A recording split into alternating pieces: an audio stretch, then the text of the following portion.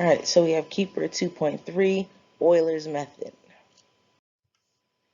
All right, so Euler's method is basically a way to approximate a solution using linearization, almost like when we did it before in AB, we used linearization to approximate values.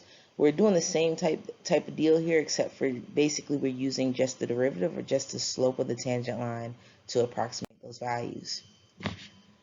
Now, we can use an algorithm called Euler's method algorithm. And the algorithm basically shows you how to use your previous step to find your answer for your next step. Now, I generally don't specifically use the algorithm like straight up. I put it into a table to help organize my thoughts and organize what I'm calculating. So let's look at an example. In this example, they're asking us to approximate the solution of y prime equals 1 plus xy at x equals 1. They're also telling us that we have an initial condition that when x is 0, y is 1, and they're telling us to use a step size of delta x equals 0.2 over the interval from x going from 0 to 1. All right, so I always start by creating a table, and across the top of my table, my labels, and I have to ensure that I have my labels for AP purposes. My labels are always going to be x, y, dy dx, delta y, and new y. All right, so x is, we start with the x that they give us. Y, we start with the y that they give us. Dy dx, we plug into our derivative. Delta y, we take our dy dx and we multiply that by our delta x.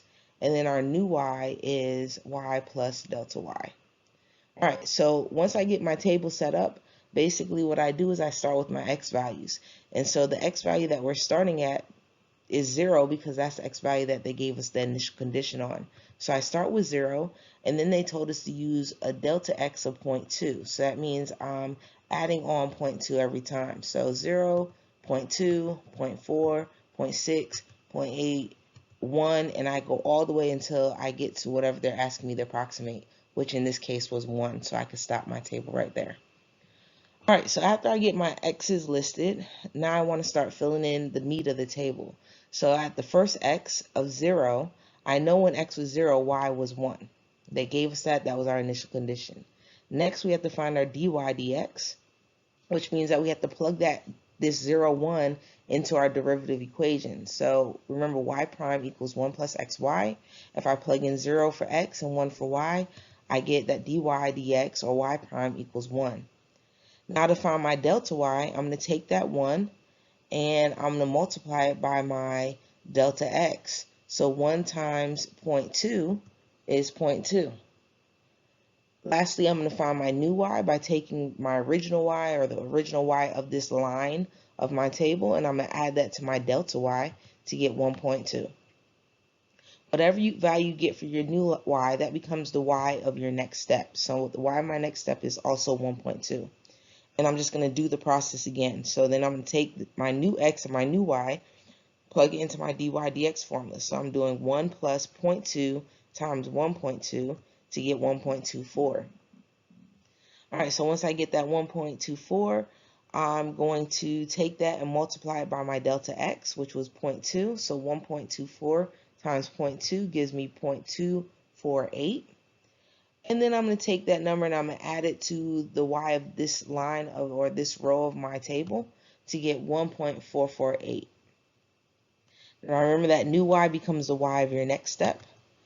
And then again, work the process again. So to find dy dx, we're going to take the 0.4 and the 1.448. We're plugging that into our derivative formula to get 1.5792. Then I'm going to multiply that by 0.2. That's my delta x, to get 0.31584. And then I'm going to add that to the 1.448, my older y, and I'm going to get 1.76384. That new y becomes the y of my next step. Start the process again. Find dy dx. So I have 1 plus 0.6 times 1.76384 to give me 2.058304. I'm going to multiply that by 0.2 to get 0.4116608. And then I'm going to add that to the y, the previous y in this step, to get 2.1755008. That becomes my next y in the next step. Start the process again. So I have 1 plus 0.8 times 2.1755008. That gives me a dy dx of 2.74040064. Notice I'm carrying my decimal places out kind of far to make sure I have accuracy in my answer. So I'm going to take that answer, I'm going to multiply it by 0.2 to get 0.548080128. And then I'm going to add that to my other y to get 2.723580928. That becomes the y of my next step. I can stop my table right here because right here I'm approximating that when x is 1, y is 2.723580928.